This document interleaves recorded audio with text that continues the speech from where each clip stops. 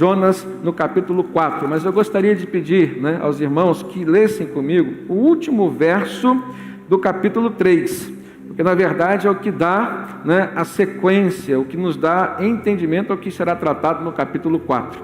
Então nós vamos ler o versículo 10 do capítulo 3 e entrarmos no capítulo 4, quando mostra o que aconteceu depois que Jonas obedeceu ao Senhor, foi até a cidade de Nínive, pregou a palavra, e todos se arrependeram e creram. E Deus então fez o quê?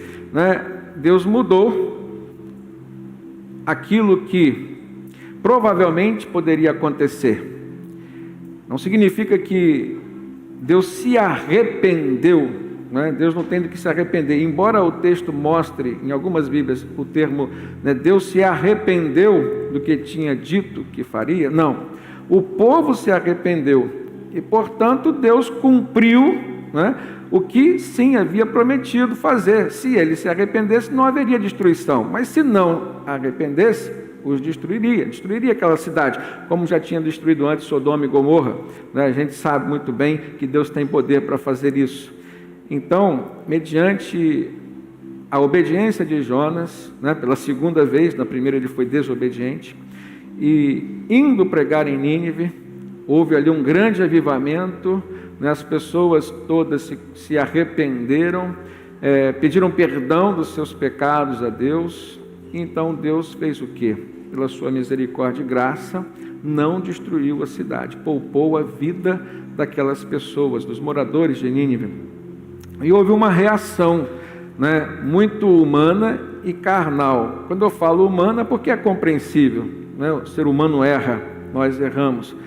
Carnal, porque não foi em conformidade com o que o Espírito Santo promoveria no coração de alguém. Jonas ficou irado, ficou revoltado com Deus. Ele queria que Deus destruísse aquela cidade, e a gente já viu nas outras mensagens os motivos, Embora a gente tenha alguns motivos, irmãos, nem sempre os nossos motivos são certos, Era o caso de Jonas. Agora, no capítulo 4, de forma específica, a gente vai ver Deus tratando Jonas. Olha só, todos nós erramos, sofremos as consequências dos nossos erros. Às vezes as consequências dos nossos erros nos trazem dor, mas às vezes as consequências que nos trazem dor fazem parte de um tratamento necessário que Deus nos dá. Foi tudo isso que aconteceu com Jonas. E agora nesse último capítulo a gente vai aprender uma coisa, Deus não abandona o paciente no meio do tratamento. Amém? Se os médicos humanos, se os médicos aqui da terra têm esse princípio, de não abandonar o paciente no meio do tratamento, irmãos, imagina o médico dos médicos, imagina o nosso Deus Todo-Poderoso. Então vamos ler o texto. Tendo em vista o que eles fizeram e como abandonaram os seus maus caminhos, Deus se arrependeu e não os destruiu como tinha ameaçado. Jonas, porém, ficou profundamente descontente com isso e enfureceu-se. Ele orou ao Senhor: Senhor, não foi isso que eu disse quando ainda estava em casa? Foi por isso que eu me apressei em fugir para Tarsis. Eu sabia que tu és Deus misericordioso e compassivo, muito paciente e cheio de amor, e que prometes castigar, mas depois te arrependes. Agora, Senhor, tira a minha vida, eu imploro, porque para mim é melhor morrer do que viver. E o Senhor então lhe respondeu: você tem alguma razão para esta fúria? Jonas saiu, sentou-se num lugar a leste da cidade, e ali construiu para si um abrigo, sentou-se à sua sombra e esperou para ver o que aconteceria com a cidade. E então o Senhor Deus fez crescer uma planta sobre Jonas, para dar sombra à sua cabeça e livrá-lo do calor, o que deu grande alegria a Jonas. Mas na madrugada do dia seguinte, Deus mandou uma lagarta atacar a planta e ela secou-se. Ao nascer do sol, Deus trouxe um vento oriental muito quente, e o sol bateu na cabeça de Jonas, ao ponto dele quase desmaiar. Com isso, ele desejou morrer e disse: para mim seria melhor morrer do que viver. Mas Deus disse a Jonas: você tem alguma razão para estar tão furioso por causa da planta? Respondeu Jonas: sim, tenho. Eu estou furioso ao ponto de querer morrer. Mas o Senhor lhe disse: você tem pena ou compaixão dessa planta, embora não a tenha podado e nem a tenha feito crescer. Ela nasceu numa noite e numa noite morreu. Contudo, Nínive tem mais de 120.000 pessoas que não sabem nem discernir a mão direita da esquerda, além de muitos rebanhos. Não deveria eu ter pena ou compaixão dessa grande cidade? Amém, queridos? Gostaria de tratar com os irmãos do tema a compaixão de Deus diante da ira e da revolta de Jonas. Queridos, uma das reações que muitas pessoas têm, uma reação comum na vida de muita gente, e talvez possa ter sido uma das reações que nós, ou algum de nós aqui teve, diante de alguma coisa que nos aconteceu, é justamente ficar às vezes revoltado com Deus. Ficarmos às vezes descontentes, como diz o texto que Jonas ficou. Ficarmos até irados, como o texto diz que Jonas também ficou. A gente precisa ser honesto e reconhecer que talvez não numa intensidade muito grande como a de Jonas, a ponto de querer a própria morte, e antes querer a morte de uma cidade inteira. Uma pessoa que tem um temperamento desse jeito, precisa ser tratada, precisa deixar o Espírito Santo entrar de uma forma poderosa na sua vida e fazer mudanças assim, fundamentais nos alicerces do seu temperamento, da sua vida emocional. Mas eu já conheci pessoas, conheci uma jovem senhora uma vez que me falou que ficou irada, ficou revoltada com Deus, porque Deus não livrou o seu irmão da morte. E ela orava e ela fazia tudo que aparentemente era necessário fazer para que alguém, ou para que Deus pudesse se agradar dela e fazer aquilo que ela queria que ele fizesse, ou seja, salvar o seu irmão de uma morte, de uma situação difícil que ele estava vivendo. Eu já vi gente assim. A gente pode encontrar pessoas que ficam iradas contra Deus, simplesmente porque Deus não deu aquilo que elas queriam, que Deus desse, aquilo que elas achavam que mereciam. E às vezes, irmãos, isso é comum. A gente desenvolve uma vida de relacionamento com Deus, a gente tem uma vida bem piedosa, a gente tem uma vida bem regrada, a gente costuma, como uma parte dos fariseus, querer cumprir a lei ao pé da letra, e fazer o máximo possível do que a palavra de Deus diz que temos que fazer. E a gente, neste afã de querer agradar a Deus da melhor forma possível, a gente acaba se achando merecedor de alguma coisa especial da parte de Deus.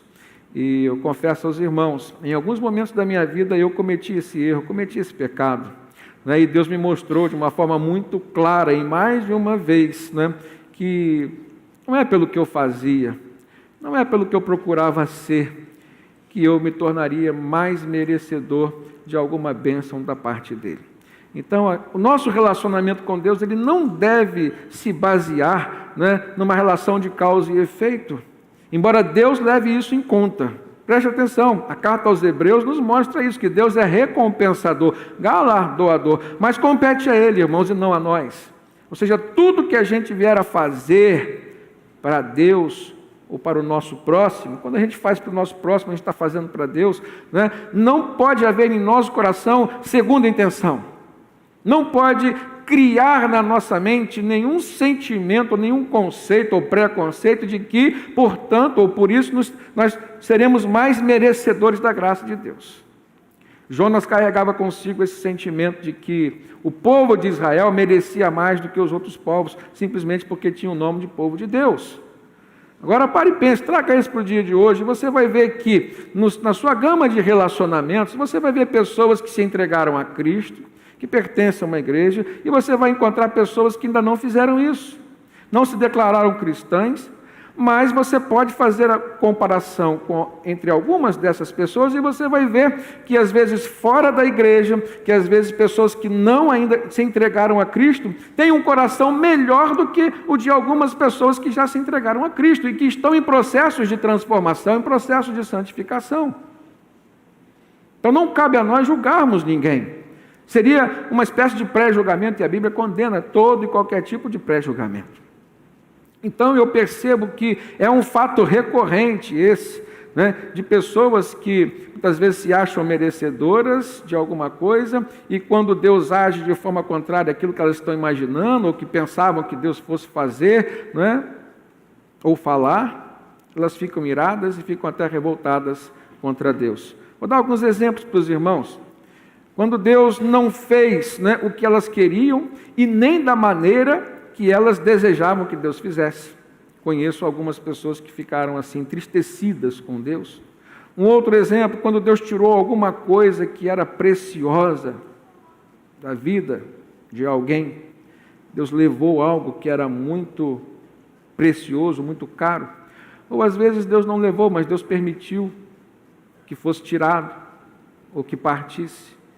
Eu sei que isso fala profundo aos corações das pessoas, porque nem sempre se trata de coisas, às vezes se trata de alguém a quem nós amamos muito, e Deus permite que parta da nossa vida, e a gente se entristece, mas não cabe a nós, irmãos, nenhum sentimento de ira, nem tampouco de revolta para com Deus, nem tampouco de descontentamento com o nosso Deus. Jonas incorreu nesses erros. Às vezes eu percebo, irmãos, que há pessoas que chegam ao extremo de até mesmo ficarem iradas, revoltadas com Deus por aquilo que Ele dá a alguém, a uma outra pessoa, que elas achavam que não merecia. E Jonas se enquadrava dentro deste exemplo. E não é algo muito distante de nós, até mesmo na Bíblia, no Salmo 73, nós vamos ver Asaf, uma das referências no campo da adoração, no campo do louvor, né? Asaf escreve um Salmo 73 abrindo seu coração e dizendo: quanto a mim, Senhor, os meus pés quase tropeçaram, por pouco eu não escorreguei. E sabe qual era esse tropeço que Asaf estava se referindo? O fato de invejar, né, aquilo que os ímpios tinham.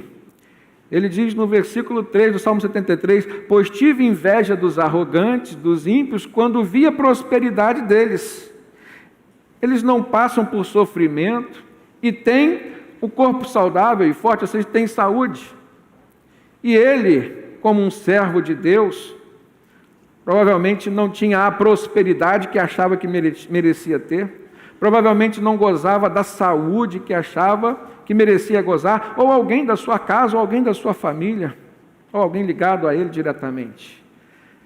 Só que no Salmo 73, Asaf abre o coração, mas para confessar isso como um pecado. Ele diz: eu quase tropecei, eu quase escorreguei.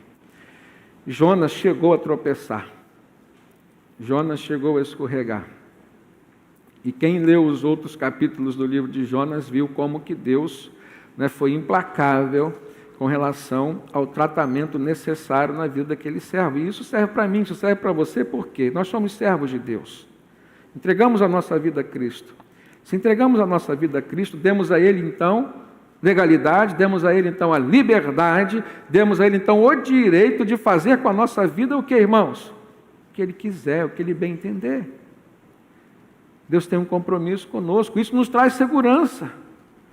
Através do Espírito Santo que Jesus nos concedeu, irmãos, nós temos a certeza da salvação. Agora, para termos essa certeza da salvação, nós também temos que ter a certeza de que Ele nos trata. De que aquele que está em Cristo, como diz o apóstolo João, não permanece no pecado, pode até pecar, pode até tropeçar, pode até escorregar. A Bíblia diz que o cair é do homem, mas o levantar pertence ao Senhor. Mas Deus tem um compromisso de tratá-lo, irmãos, e Deus não falha. Deus não falha. O homem pode falhar, mas Deus não falha. E isso nos dá uma segurança, sim, tremenda, porque apesar de nós, há um Deus todo-poderoso, que age sobre nós e sempre em favor de nós. Apesar das vezes não nos dar aquilo que nós queremos, apesar de não fazer por nós aquilo que nós achamos que merecemos. Jonas, então, nos dá assim uma oportunidade de refletirmos sobre como estamos agindo diante de Deus, de como estamos agindo diante das coisas de Deus, ou seja, como temos tratado as coisas do reino de Deus. E no final, então, da história de Jonas, nós vemos Deus o confrontando, irmãos, com relação a essas atitudes, com relação a esses pensamentos, e poderíamos até incluir comportamentos reprováveis pelo Senhor. Olha só no capítulo 4, né? A partir do versículo 1, depois que nós vimos que Deus tinha perdoado o povo de Nínive, então diz o texto que Deus viu o que eles fizeram, né? Capítulo 3, versículo 10. E como abandonaram os seus maus caminhos, se referindo aos ninivitas. Então Deus se arrependeu e não os destruiu como tinha ameaçado. Aí no versículo 1 do capítulo 10. Mas Jonas ficou profundamente descontente com isso. Isso o quê? O perdão de Deus, a misericórdia de Deus, o agir de Deus. Ficou profundamente descontente com isso. E, além de ficar descontente, o texto diz que ele se enfureceu. Então ele ficou irado. A fúria é a ira. A fúria nos leva à revolta. Agora, para a nossa reflexão, como que Jonas deixou transparecer isso? A sua ira e a sua revolta contra uma atitude de Deus, então contra o próprio Deus. No versículo 2 diz que ele orou ao Senhor. E um detalhe, irmãos, é que Jonas não demonstrou ser uma pessoa de oração.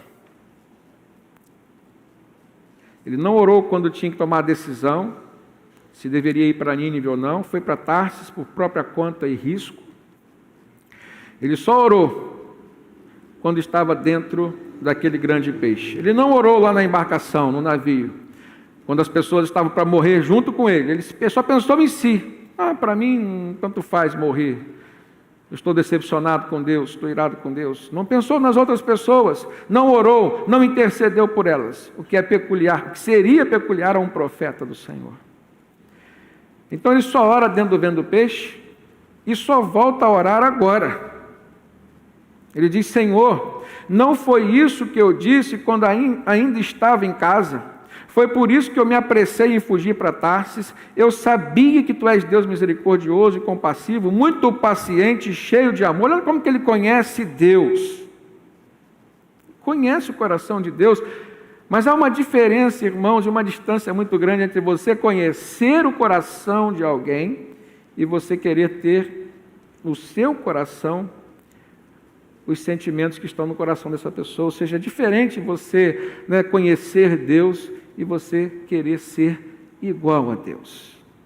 Ter os mesmos sentimentos que Deus, ter o mesmo caráter que Deus. Jonas demonstrou ser essa pessoa. Então ele reclama de quem Deus era, ele reclama de como Deus tinha agido. No fundo, ele já tinha pré-julgado aquela cidade, os moradores daquela cidade, e queria a morte deles. E quando Deus o chamou, vai lá dar uma chance, vai lá dar uma palavra, pregue contra o arrependimento. Se eles não ouvirem e não obedecerem, então eu vou destruir. Jonas já foi assim,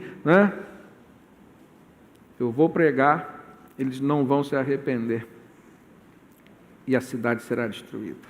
Conheço aquele povo, aquele povinho, Às vezes a gente pensa assim, conheço aquela gente. E Nínive era a capital, irmãos, do Império Assírio. E era um povo realmente muito cruel. Quando eles guerreavam contra o povo de Israel, eles não tinham ética nenhuma de guerra, eles matavam mulheres, matavam crianças. Poderíamos pensar o que de fato era verdade, os textos nos mostram, estupravam as mulheres. Quantas famílias eram assim, violentadas e dilaceradas? Talvez a gente possa compreender o pensamento de Jonas, embora não concordar com ele, porque o único juiz é Deus. O único que pode tirar a vida de alguém é aquele que a deu. Só Deus, então, é quem pode tirar, porque só Deus é quem nos dá a vida. Nós não podemos nos colocar no lugar de Deus, e assim o fazemos quando pré-julgamos alguém.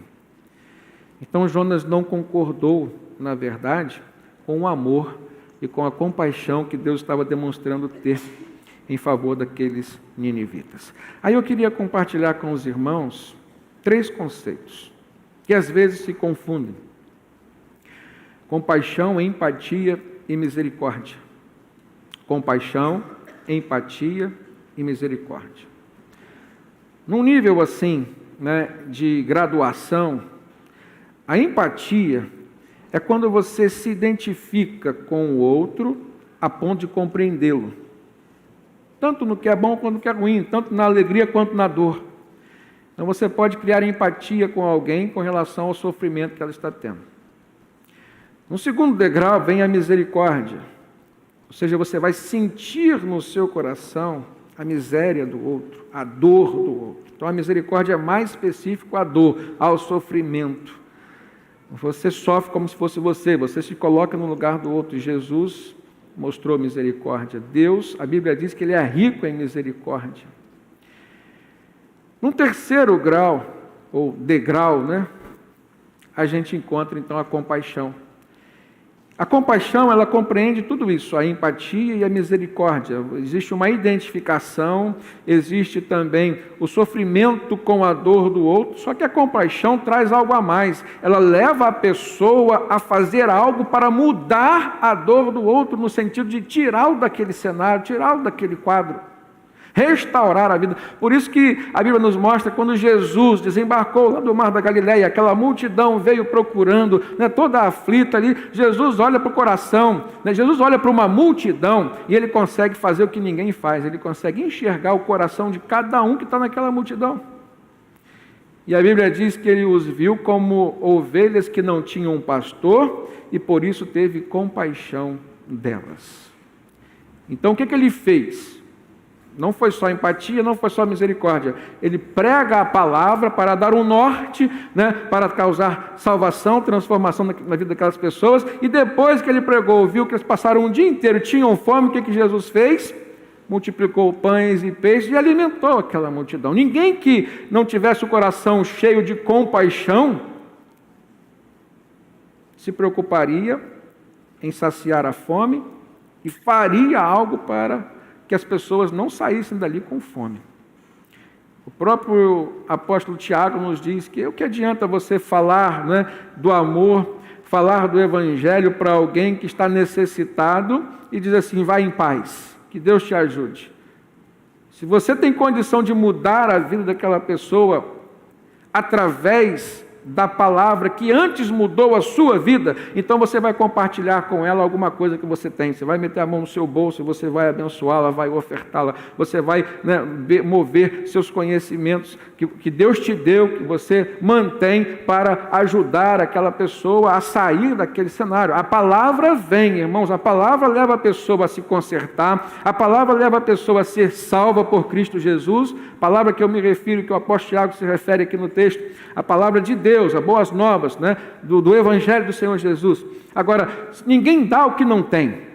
Então, se você vai pregar a palavra que já está em você, a compaixão que existe nessa palavra precisa estar no seu coração.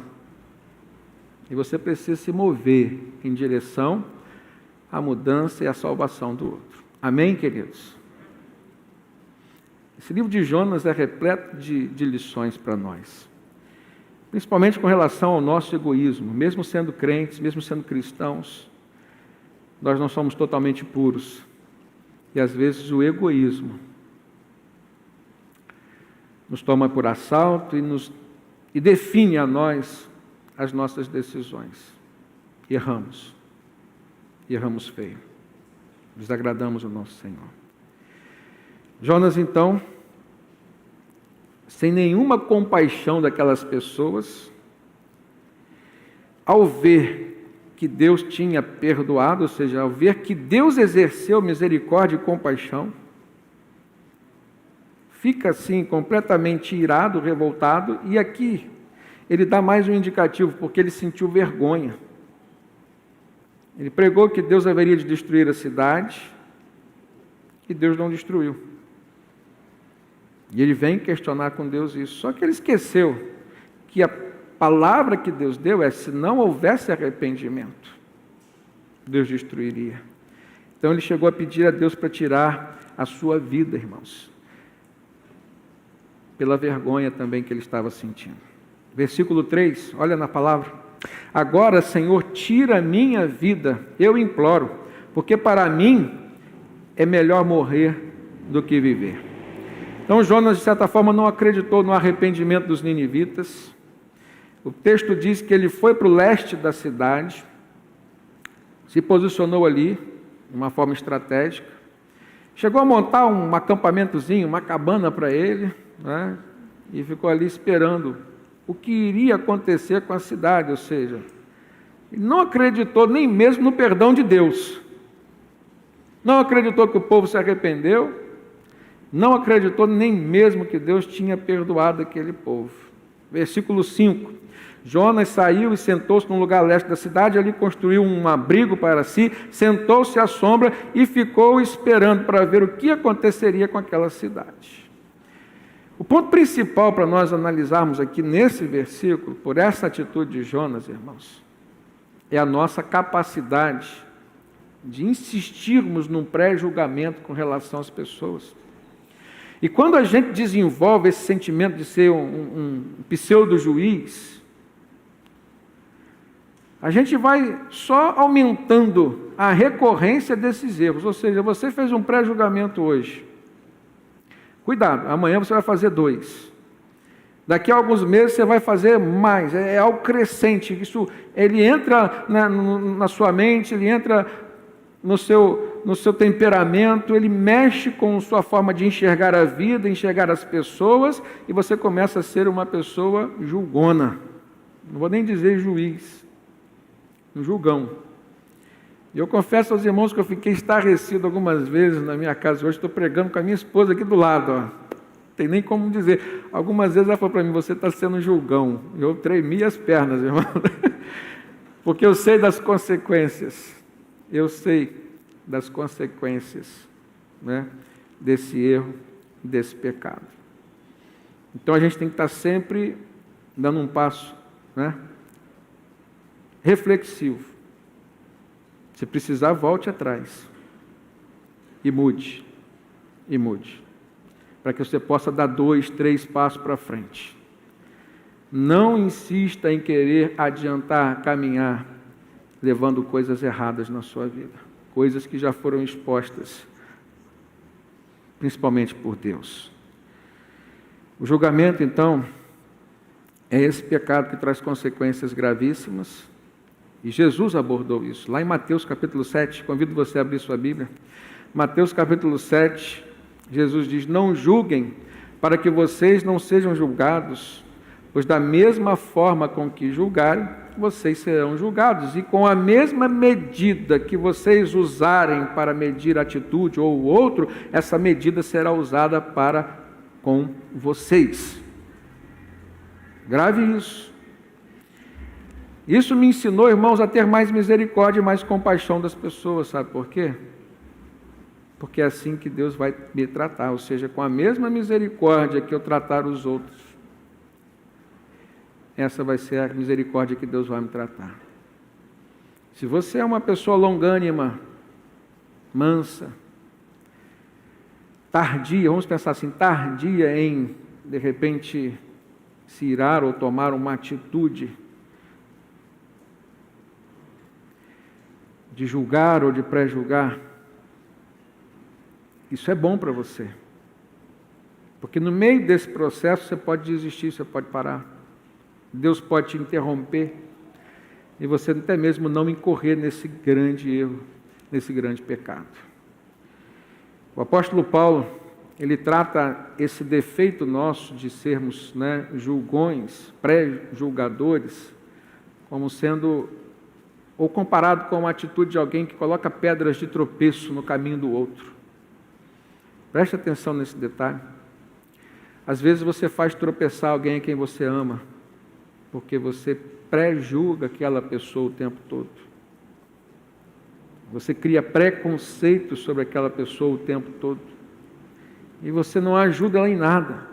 Lá em Romanos, capítulo 14, versículo 13. Romanos 14, 13, Paulo diz, portanto, irmãos, deixemos de julgar uns aos outros, em vez disso, façamos o propósito de não pôr pedra de tropeço ou obstáculo no caminho do irmão.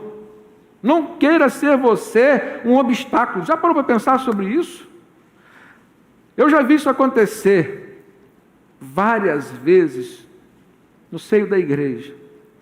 Normalmente, irmãos, mulheres, mas pode acontecer com homens também. É porque a maioria dos casos são mulheres cujo marido não é convertido. E elas oram, participam de campanha de oração, pedem a Deus pela conversão do esposo. Só que na mesma intensidade com que elas oram, com que elas desejam uma mudança, uma transformação na vida do esposo, irmãos, elas às vezes colocam pedras de tropeço para a conversão do marido, com pré-julgamentos que se fazem, que são feitos dentro do próprio lar, no relacionamento. Da mesma forma, maridos, conheço alguns que dariam tudo para que as suas esposas se convertessem. Isso é normal. O casal, quando se conheceu, quando casou, constituiu família, não conhecia Cristo, nem ele nem ela eram convertidos ainda. Só que a conversão mexe com a pessoa, senão não é conversão. Aí o homem se converte. Eu tenho pelo menos 2 amigos assim. Ele se converte, ele muda, e a mulher não. E ele não tem a paciência, não tem a longanimidade, não tem a compreensão, então também não tem compaixão. Ou quer que ela mude a força, conheci agora, estou pensando num terceiro casal, que me vem à memória assim, quer que ela mude a força, pensa logo em separação, porque fica difícil a convivência, mas não deveria ficar. Porque junto com a sua transformação de comportamentos, precisa vir também uma transformação de pensamento, de temperamento. Então, da mesma forma que você deixou de fazer algumas coisas que desagradavam a Deus e o outro não, você precisa fazer algumas coisas que vão agradar a Deus e agradar o outro, como, por exemplo, ter mais paciência, ter mais tolerância. Você precisa ser mais tolerante do que você era, ter mais paciência do que quando você era antes de Cristo, e o Espírito Santo de Jesus te deu para isso. Longanimidade, paciência, mansidão, domínio próprio, isso é fruto de quê, irmãos? Do Espírito Santo na vida do crente, e só do crente. Quem não é crente, quem não teve conversão, né, também não teve salvação, e não teve o quê? A dádiva do Espírito Santo, não recebeu o Espírito Santo. Jesus explicou, no Evangelho de João, que só recebe o Espírito Santo, ou seja, o Espírito Santo só é dado a quem for até Ele, porque Ele é o único caminho da reconciliação com o Pai. Então, eu vou repetir uma outra palavra de Jesus aqui. A quem muito foi dado, muito será cobrado. É nesse sentido. Você teve a salvação, você recebeu o Espírito Santo, teu esposo, tua esposa, não. Então, Deus vai cobrar mais de quem? De você. Mudanças na tua vida, que possam abençoar a tua família. Amém? Aprenda a descansar no Senhor, porque ao tempo de Deus, né, ou ao tempo da própria pessoa, quem sabe ela não chega a se entregar a Cristo.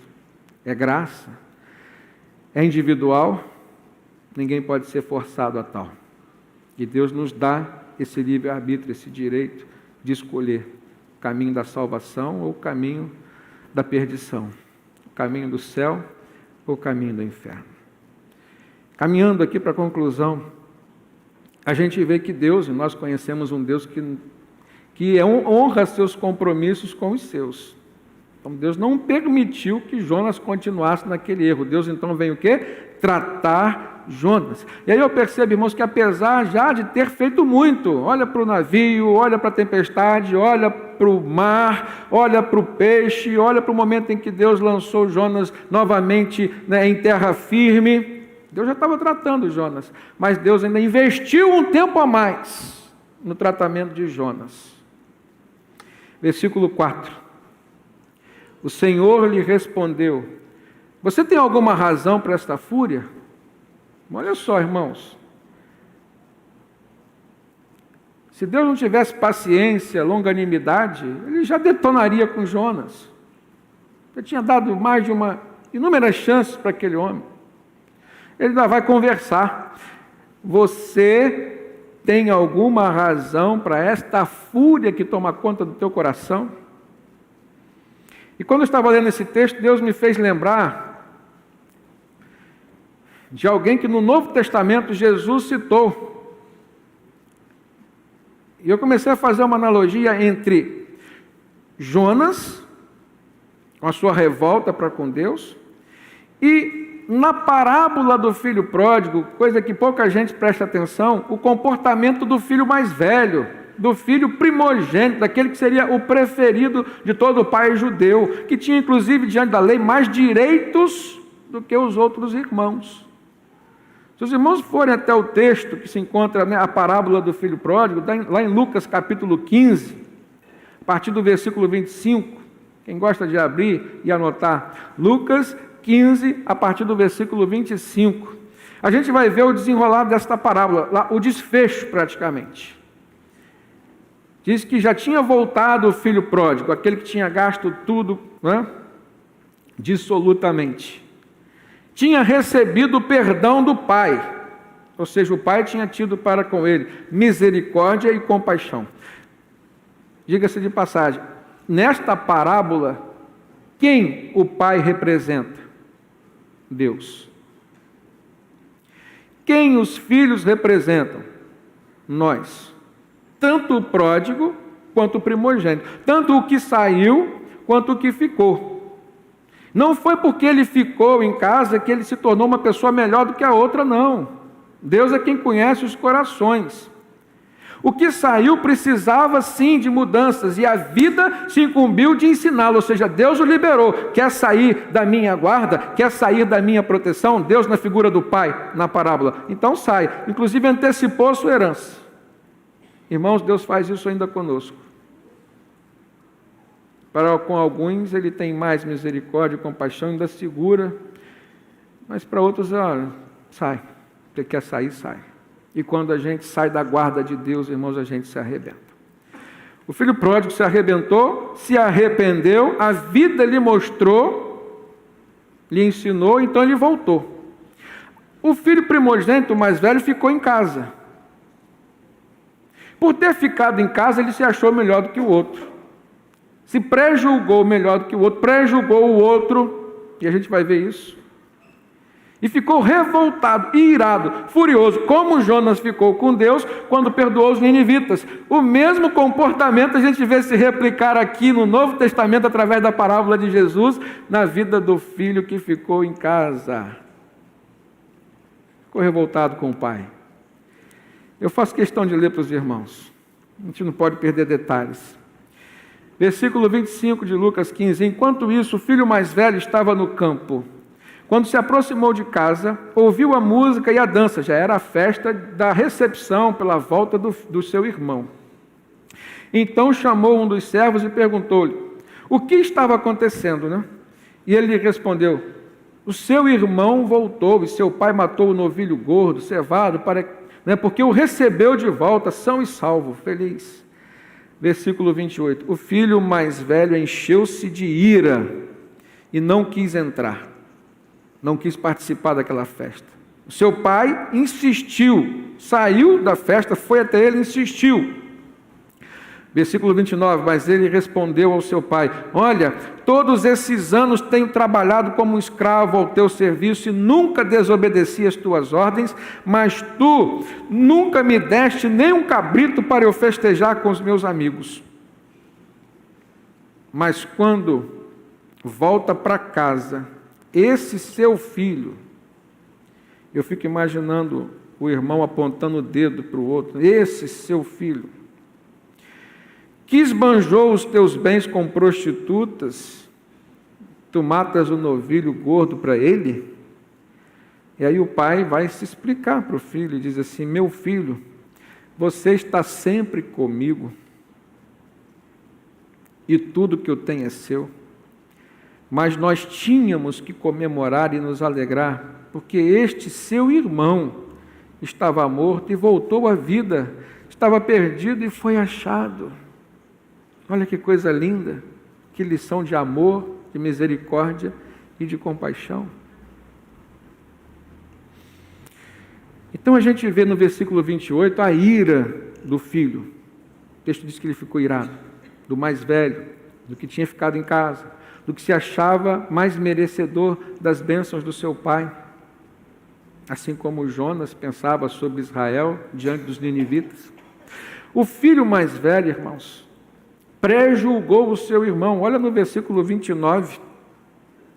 Ele diz: tu nunca me deste nenhum cabrito para eu festejar com os meus amigos.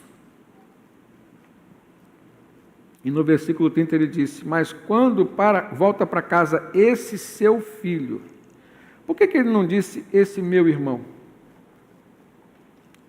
Quando o seu irmão tinha saído de casa, ele já tinha determinado o quê?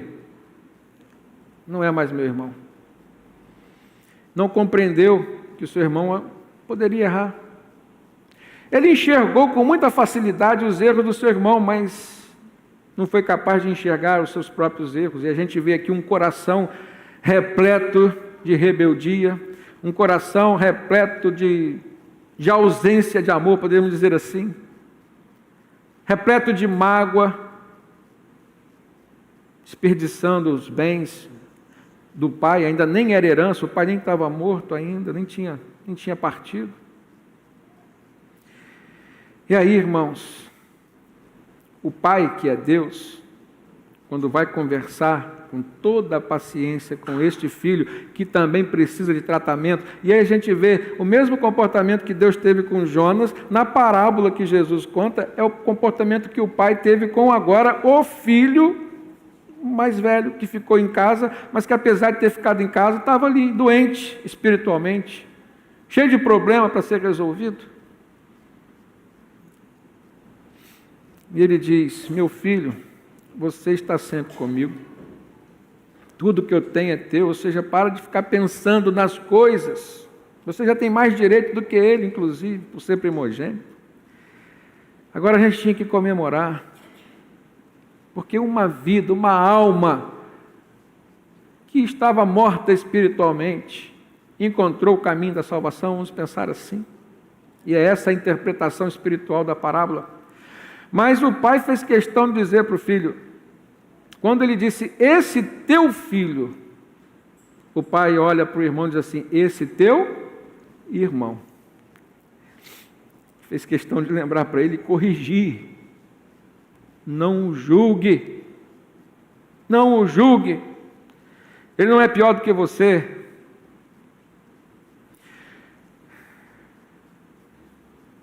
Não o destitua da família. Apesar de ter errado, ele continua sendo teu irmão.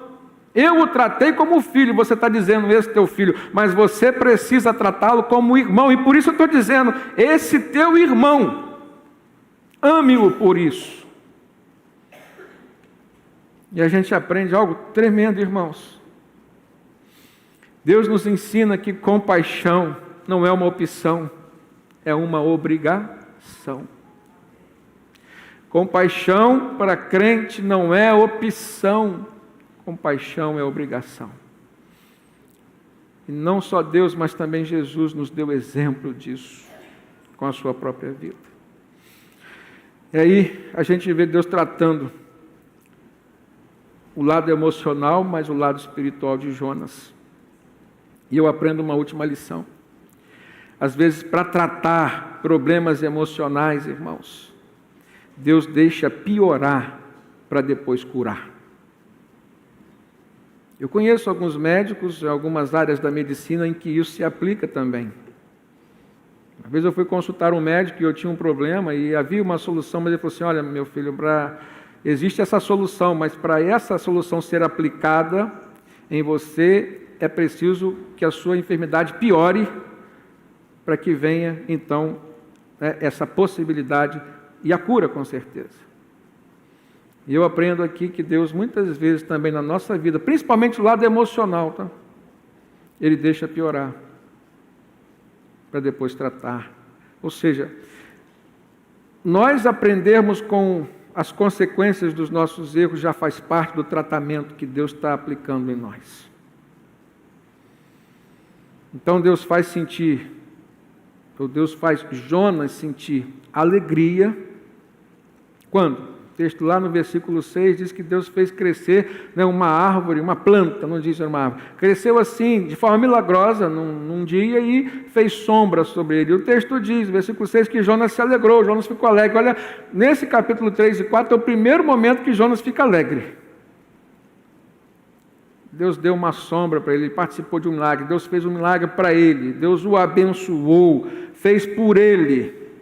Jonas não ficou feliz quando Deus fez pelo povo ninivita, mas ficou feliz quando Deus deu uma planta para fazer sombra por um momento na sua vida. Mas depois Deus fez Jonas sentir o quê? Tristeza. O texto diz que na madrugada Deus mandou um verme, mandou uma praga, e uma lagarta especificamente, diz o texto, que consumiu aquela planta, ela secou. Então Jonas vai dormir de um jeito e acorda do outro. Jonas vai dormir alegre e acorda triste. Por conta de quê? De uma coisa pessoal, de uma sombra que ele tinha no dia anterior e que naquele novo dia não tinha mais. As coisas faziam muita diferença para Jonas, mas as pessoas não. E Deus vai tratar isso. Olha só, depois de fazê-lo alegre e fazê-lo triste, Deus então provoca, através de uma pergunta, uma reação em Jonas.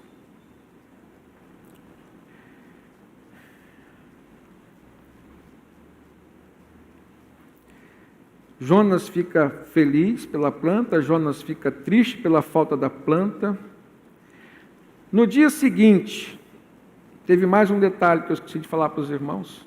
Deus ainda mandou um vento oriental, um vento quente, e esse vento existe lá ainda, naquela região, que chega a uma temperatura maior do que 45 graus. E Jonas sofre, o texto diz que ele quase desmaiou, está no versículo 8, ao nascer do sol, Deus trouxe um vento oriental muito quente, e o sol bateu na cabeça de Jonas, a ponto dele quase desmaiar. E aí Jonas mais uma vez deseja a morte, diz, para mim seria melhor morrer do que viver, Senhor. Então a gente percebe assim, 3 atitudes de Deus em sequência. Deus faz Jonas ficar alegre, depois Deus fez Jonas ficar triste, depois manda um vento e faz Jonas ficar irritado a ponto de querer a própria morte. Deus está tratando ali o temperamento de Jonas. E uma das formas de Deus tratar o nosso temperamento é nos mostrando que Ele é Deus, que Ele tem o controle de todas as coisas. Não adianta a gente ficar irritado, não adianta a gente ficar apressado, não adianta a gente ficar ansioso. Isso é tudo temperamento, isso é lado emocional da nossa vida, né? Ou seja, quem aprende a descansar no Senhor não sofre com a ansiedade. Quem aprende a confiar em Deus, irmãos, não se decepciona com as circunstâncias. Se Deus fizer, Ele é Deus. Se não fizer, continua sendo Deus. Se a porta abrir, Ele é Deus, mas se fechar, continua sendo Deus. A gente adora a Deus pelo que Ele é e não pelo que Ele faz. Se tudo der certo, Ele é Deus. Mas se não der como nós estávamos esperando, Ele continua sendo Deus. É um louvor do Delino Massal que nos faz, refletir nessa letra. Na grandeza de Deus, como Deus estava tratando Jonas, mostrando para ele. Então o controle, irmãos, da nossa vida está na mão de Deus, não só o controle da nossa vida, mas o controle do universo. Deus começou a tratar Jonas desde quando ele entrou naquele navio em desobediência. Deus mandou a tempestade, depois Deus calou a tempestade. Deus mandou o peixe engolir Jonas, salvá-lo da morte de afogamento. E naquele peixe ele pôde ficar 3 dias e 3 noites, mas Deus faz o quê? Intervém de novo na história e manda o peixe libertar Jonas em terra firme. Deus vai a Jonas e manda ele de novo pregar, deu uma segunda chance. Jonas então obedece, mas fica revoltado, então tem mais coisas para Deus tratar. Deus não interrompe o tratamento, não abandona o paciente, e aí Deus faz o quê? manda uma planta para dar sombra, faz Jonas ficar alegre, mas no outro dia Jonas amanhece triste porque a planta se secou, ou seja, Deus mandou uma lagarta e comeu aquela planta, ela secou. Deus agora, para finalizar, manda um vento forte e ele quase desmaia de calor.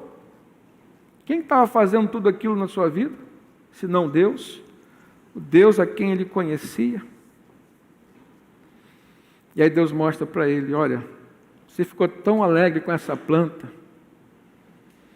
teve compaixão dela, e eu não posso ter compaixão dos moradores de uma cidade que tem pelo menos 120 mil pessoas que não conseguem discernir entre a direita e a esquerda, ou seja, pelo menos 120 mil crianças, certamente o texto estava se referindo às crianças, e uma cidade que tem 120 mil crianças, irmãos, naquele tempo, naquele contexto, se referia a uma cidade de cerca de quase 600 mil habitantes.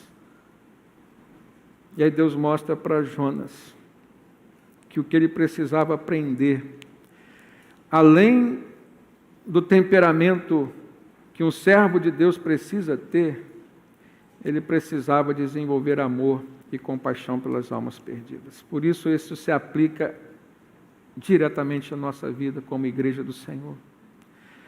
O livro de Jonas é um livro, entre outros temas, ele é temático com relação a missões, ele é temático com relação ao amor, ele é temático com relação, irmãos, às mudanças que normalmente a gente quer ver no outro, mas que a gente precisa ver em nós primeiro. E eu queria te convidar, nesse momento,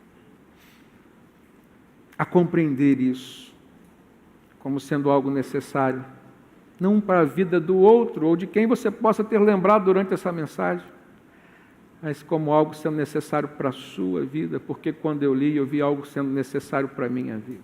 Amém?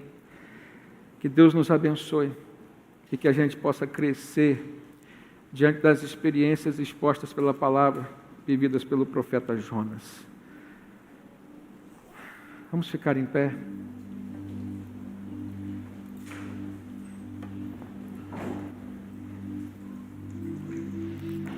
Queridos, uma das frases mais marcantes que o Espírito Santo nos deu durante essa pregação é que a compaixão não é uma opção, e sim uma obrigação. Se de tudo que você ouviu, você puder levar isso gravado na sua mente e aplicar no seu dia, eu tenho certeza que será um instrumento para não somente te abençoar, mas abençoar outras pessoas. Vamos desenvolver a compaixão. No lugar da ira e da revolta, vamos sentir compaixão. Amém? Feche seus olhos, por favor. Vamos orar e depois vamos encerrar louvando ao nosso Deus. Pai querido, muito obrigado, Senhor, pela Tua palavra. Obrigado pelas vidas, Deus, que estão conosco nesse momento, em unidade, Senhor, ouvindo o Teu Espírito Santo, a voz que vem do Teu trono, Deus, para o nosso coração. Trata a Tua igreja, Senhor, e nós estamos aqui submissos ao Teu tratamento, assim como o Senhor nos mostrou, que fez com Jonas, Pai, não encobrindo os seus erros, não encobertando os seus erros, Pai. Mas faça conosco, Senhor. Nos trata, Pai, segundo a Tua misericórdia, Pai. Segundo o Teu amor, segundo a Sua compaixão. Abençoa nossas vidas e famílias, Pai. Que a Tua palavra, Senhor, se transforme em vida para todos nós. E como igreja, Senhor, rebanho Teu, do Teu Filho Jesus, que nós possamos ser pastoreados diretamente por Ti. Alimenta nossa alma, nosso espírito, Senhor. Dá-nos os livramentos, Pai, que precisamos. E em nome de Jesus, transforma nosso temperamento, nosso ser, para a glória do Senhor. Amém e amém.